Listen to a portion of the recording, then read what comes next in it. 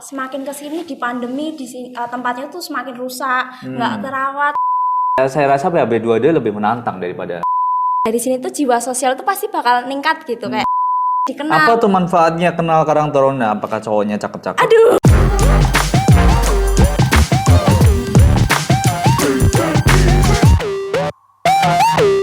Ya, bismillahirrahmanirrahim. Assalamualaikum warahmatullahi wabarakatuh. Waalaikumsalam warahmatullahi wabarakatuh. Dijawab dong, Pak. Iya, wajib dijawab. Dosa enggak ya? Oke.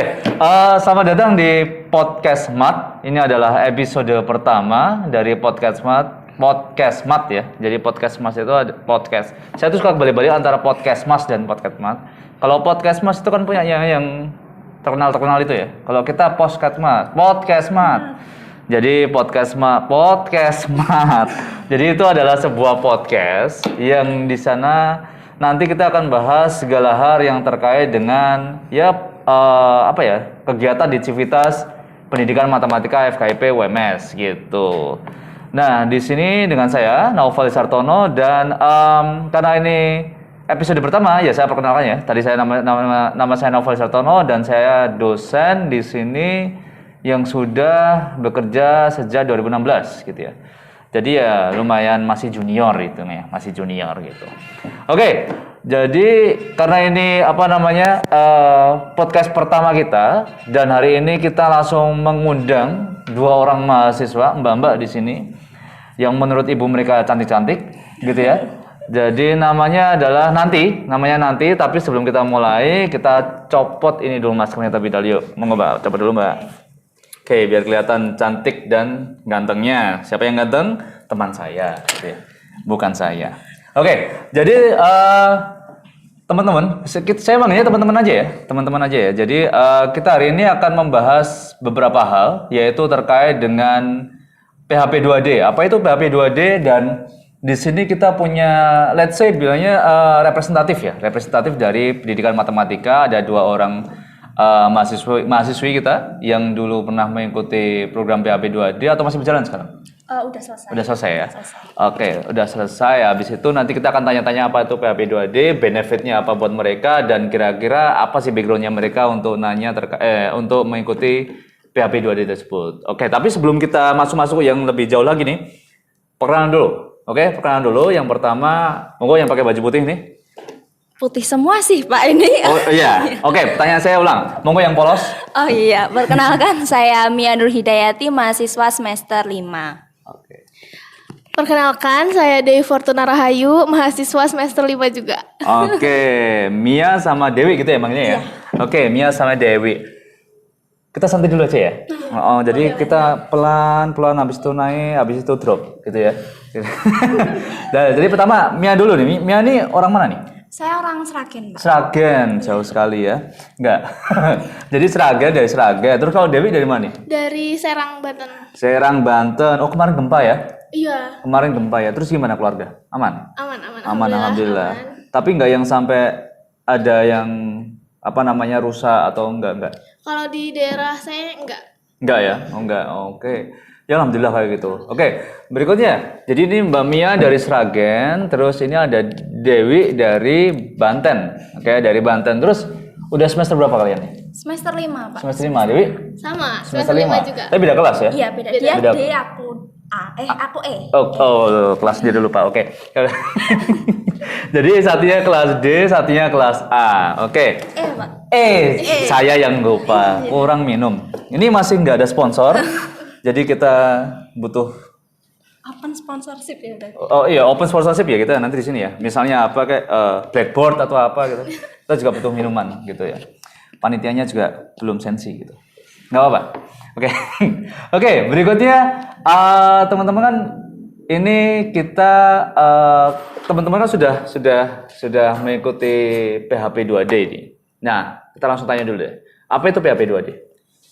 Singkatan atau apa? Kalau singkatannya program apa ya kemarin? Program holistik pemberdayaan, Pembinaan dan pemberdayaan desa. Oke, program holistik pembinaan dan pemberdayaan desa. Fokusnya berarti ada di Desa. desa. Oke.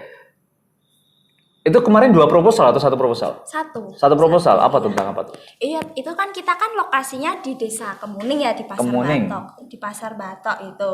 Lebih tepatnya lagi di? Pasar Batoknya itu, di tempatnya di situ oke. itu di Kabupatennya apa tuh? Badan Kabupatennya Karanganyar. Karanganyar. Oke, Karanganyar Jawa Tengah teman-teman ya. Oke, lanjut. Betul. Itu di situ kita tuh kayak gimana sih ngembangin teknologi di situ, gimana masyarakat luar sana itu biar kenal, oh di sini ada Pasar Batok kayak gitu, Pak. Oke.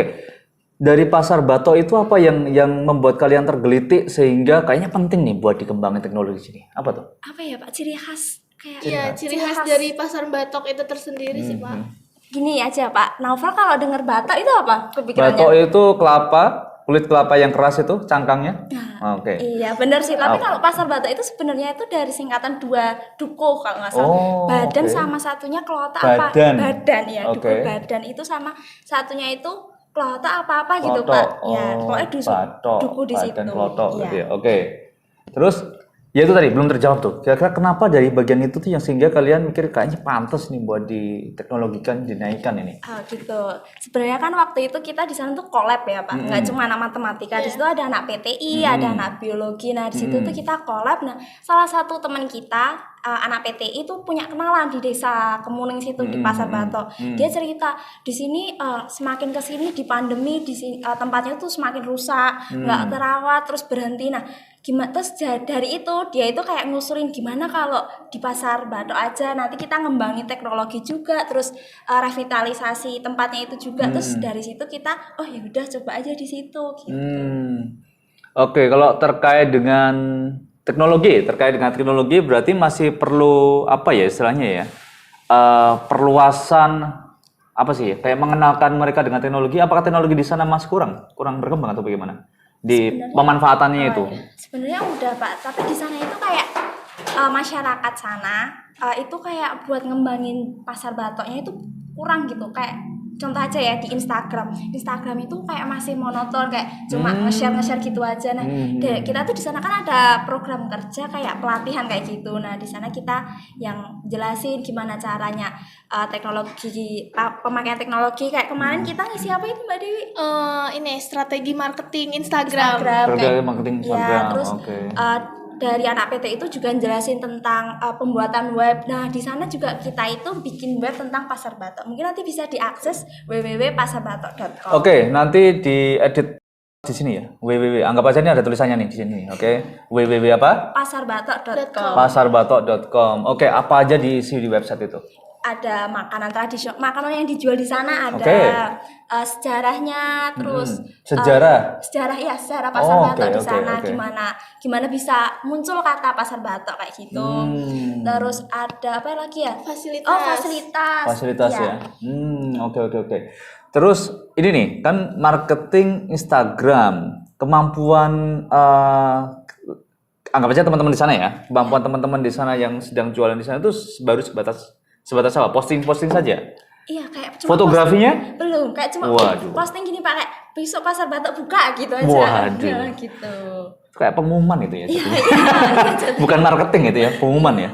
Oh, kayak pengumuman. Oke, terus apa namanya terkait dengan tolong dijelaskan Instagramnya terus dibikin seperti apa? Maksudnya gini, apakah setiap vendor atau setiap penjual itu dibikinkan Instagram atau kalian membuat Instagram pengelola Pasar Batoknya? Jadi apakah per orang ini kalian bantu untuk membuatkan Instagram atau pengelolanya nih yang dibikin Instagramnya? Kalau Instagram itu sebenarnya Pasar Batok udah punya sendiri. Nah, terus? Di situ kita itu ngajarin kayak kalian tuh kayak kapan sih waktu buat bagusnya ngupload Instagram biar nanti para penonton, para pengunjung itu tahu kira-kira mereka tuh bisa datang gitu loh, Pak. Terus kayak cara-cara ngeditnya juga. Soalnya kemarin setelah pelatihan itu mereka itu kayak langsung kenal Reels. Jadi gimana caranya itu promosinya itu dikencer-kencerin lewat Instagram, lewat web kayak gitu. TikTok? Belum ya? Oke, karena tapi sekarang ya teman-teman tahu saja bahwa sekarang itu ada namanya shifting marketing strategy, di mana dulu orang itu kalau misalnya mau menjual suatu hal, mereka datang ke para influencer yang sudah followernya banyak. broadcaster gitu ya. Nah, sekarang itu udah mulai bergerak tuh. Sekarang setiap orang adalah broadcaster. Faktanya di mana bahwa kita tahu kita melihat bahwa semua orang udah menganggap sebagai TikTok itu menjadi bahan marketing sendiri. Jadi kalau istilahnya gini, kalau suatu layanan itu free, maka komoditasnya adalah si konsumennya itu sendiri. Nah, melalui di situ juga maka orang-orang tuh sekarang sudah bisa menjual nih barangnya melalui TikTok, melalui Instagram. Nah, kebetulan nih Mbak Dewi dan Mbak Mia ini kita melihat bahwa mereka menangkap tuh. Mereka menangkap kondisi kayak gitu sehingga mereka membuat sebuah pelatihan terkait dengan pemanfaatan atau strategi marketing melalui melalui Instagram dan website gitu ya, website. Oke. Terus kalau menurut Dewi nih, seberapa signifikan tuh dampaknya buat teman-teman kita yang ada di Pasar Batok itu? Lumayan sih Pak. Jadi awalnya kan Pasar Batok itu jarang buat video-video, terus juga jarang memanfaatkan apa yang ada di fitur yang ada di Instagram gitu. Setelah kita ngadain pelatihan waktu itu dari Pasar Batoknya itu kan pembukaan, setelah sekian lama belum pembukaan. Akhirnya buka kembali setelah pandemi itu mereka langsung buat reels. Video kayak video macam-macam di TikTok gitu yang ada lagunya, terus diuploadnya di reels gitu. Terus kalau mereka ada testimoni tersendiri nggak terkait dengan mungkin dampak penjualan di mereka atau mungkin belakangan mereka WA kalian, makasih Mbak Dewi, Mbak Mia gitu, udah bantu gitu. Ada nggak mereka yang kasih testimoni kayak gitu sejauh ini? Kalau testimoni sih kayaknya belum Pak. Belum ya? Tapi waktu kan kemarin kita bikin YouTube Pasar Batok, namanya juga Pasar Batok kan. Itu di situ waktu kita ngewawancara salah satu pedagangnya itu juga bilang berterima kasih sama kita lebihan kayak gini. Alhamdulillah udah ada PHB 2D di sini ya. Dengan ini kita udah berani reopening karena dari kita kan juga ngadain revitalisasi kayak benah-benahin daerah di situ, kayak di situ Pak, tempat jualan itu kayak gubuk, pokoknya menarik gitu Pak. Nah itu di situ dibenerin, dari sana tuh juga berterima kasih. Soalnya setelah kita kan juga gencar-gencar banget itu kayak promosi kayak gitu, terus para pengunjung juga datang. Alhamdulillah dari UMS juga beberapa kan datang para dosen itu. Nah itu dari pedagang itu juga berterima kasih, alhamdulillah udah dikenal Mbak gini gitu. Oke, berarti ya secara kualitatif signifikan ya. Secara kualitatif signifikan. Nah, semoga maksudnya secara kuantinya nanti semoga bisa terlihat tuh dampaknya terhadap marketingnya mereka. Oke, PHB 2D. Menurut kalian apa manfaatnya itu buat kalian deh? Dewi dulu deh, saya mau nanya Dewi nih. Manfaatnya jadi bisa bersosialisasi lah sama masyarakat di sekitar. Maksudnya lebih tepatnya kita peka gitu loh, masyarakat nih di sekitar kita tuh butuh apa gitu. Misal kayak contohnya kayak melihat ini Pasar Batok nih punya potensi sebenarnya, tapi gak berjalan karena pandemi, akhirnya kita naikin lagi gitu. Kalau zaman dulu saya kan nggak ada tuh PHB 2D. Jadi kalau zaman dulu saya kan KKN ya. Jadi ya saya juga merasakan yang sama. Cuman kayak saya rasa PHB 2D lebih menantang daripada Penyasari dulu gitu. Oke, Mia gimana Mia? Maksudnya manfaatnya apa Mia? Kalau misalnya itu terlibat dalam penerapan dan pengajuan proposal PHB 2D, pelaksanaannya, evaluasinya, itu manfaatnya apa tuh? Kalau dari saya pribadi ya Pak ya, itu kayak ini kan PHB 2D itu ibaratnya kayak pengabdian masyarakat tuh. Nah itu dari situ kayak ngerasa oh ternyata dari sini tuh jiwa sosial tuh pasti bakal ningkat gitu. Kayak kita bener kata yang Dewi tadi kayak kita peka terhadap masyarakat yang dibutuhin kayak gitu. Terus untuk proposal itu nanti kedepannya pasti dibutuhin kan, nanti kan Mia kan pengennya jadi guru ya.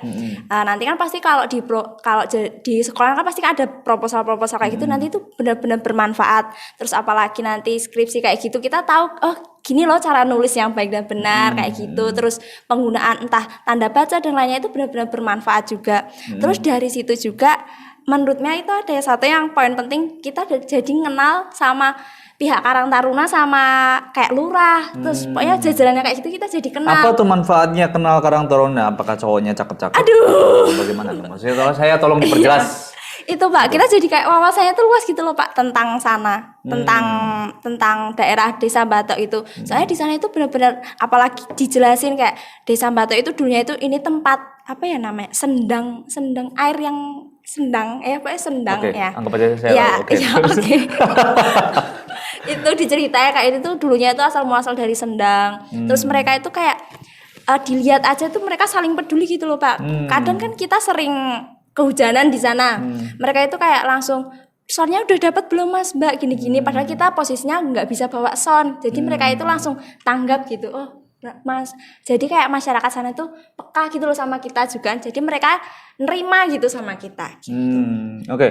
Saya mau nanya nih, dalam pelaksanaannya, dalam pengembangannya Dewi perannya apa? Di sini saya sebagai sekretaris. Oh, sekretaris. Itu penting sekali tuh, penting sekali.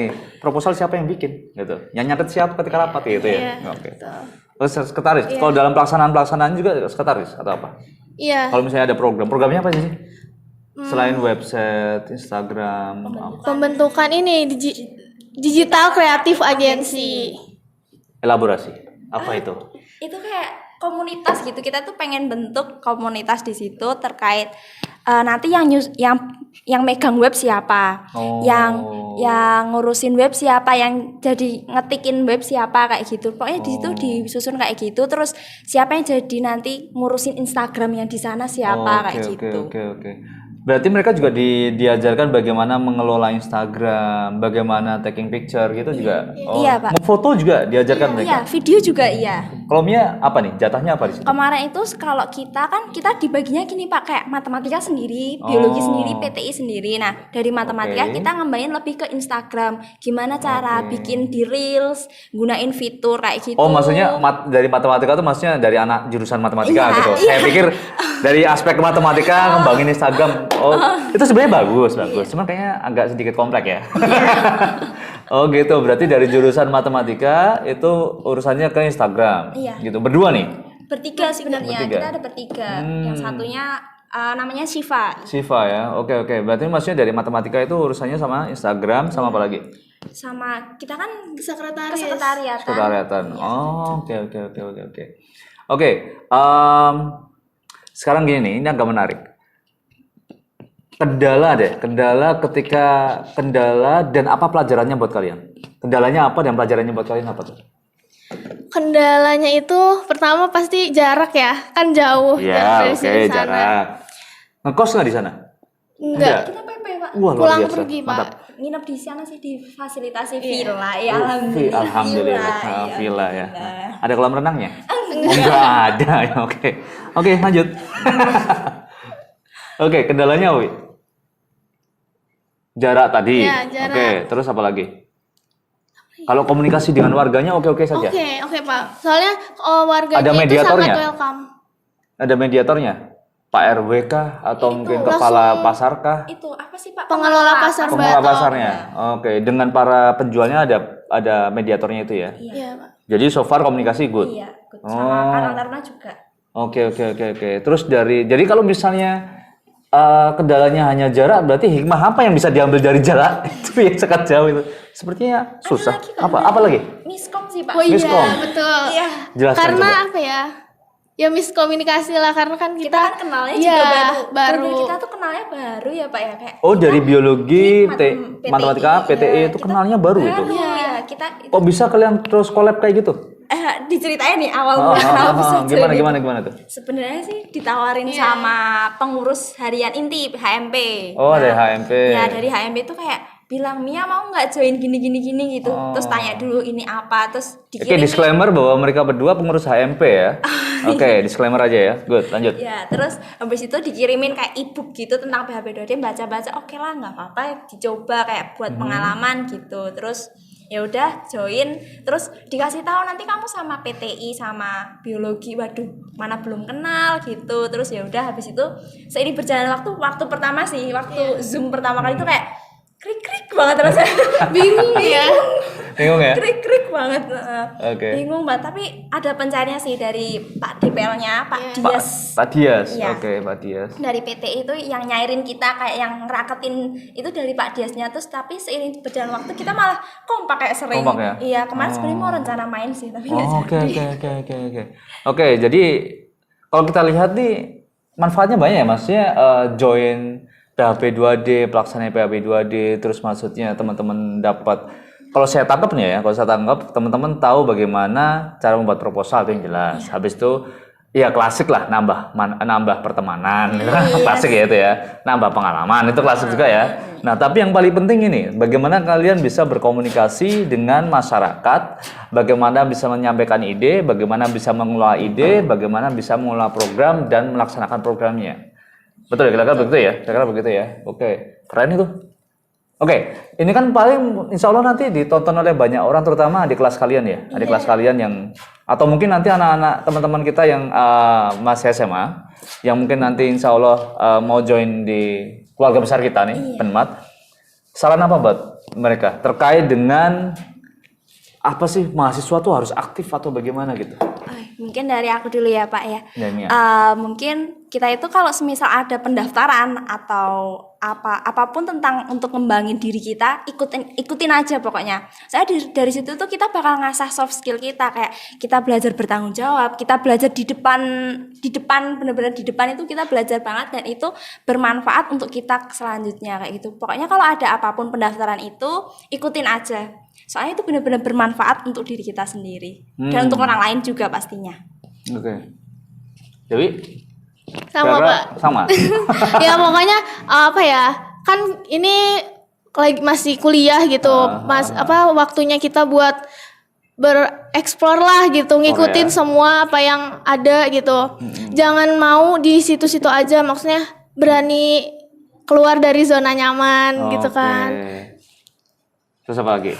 Pokoknya intinya jangan jadi mahasiswa kupu-kupu, Iya, betul ya? iya, betul. Kuliah pulang gitu ya, jangan jadi mahasiswa kupu-kupu. Betul, saya sepakat dengan Mia sama Dewi. Jadi intinya kalau mahasiswa mulai dari semester 1 udah ngeliat nih, oh semester 2 tuh programnya ini ikut. Iya. Semester 3 programnya ini ikut gitu ya. Habis itu oh ternyata HMP programnya ini ikut gitu ya. Jadi intinya belajar tetap. Iya. Karena Belajar nomor 1 kita mahasiswa. karena ke kampus tujuannya kuliah, bukan PHP 2D. Nah, tapi apa manfaatnya PHP 2D? PHP 2D kalian dapatkan skill yang kalian nggak dapat di kelas.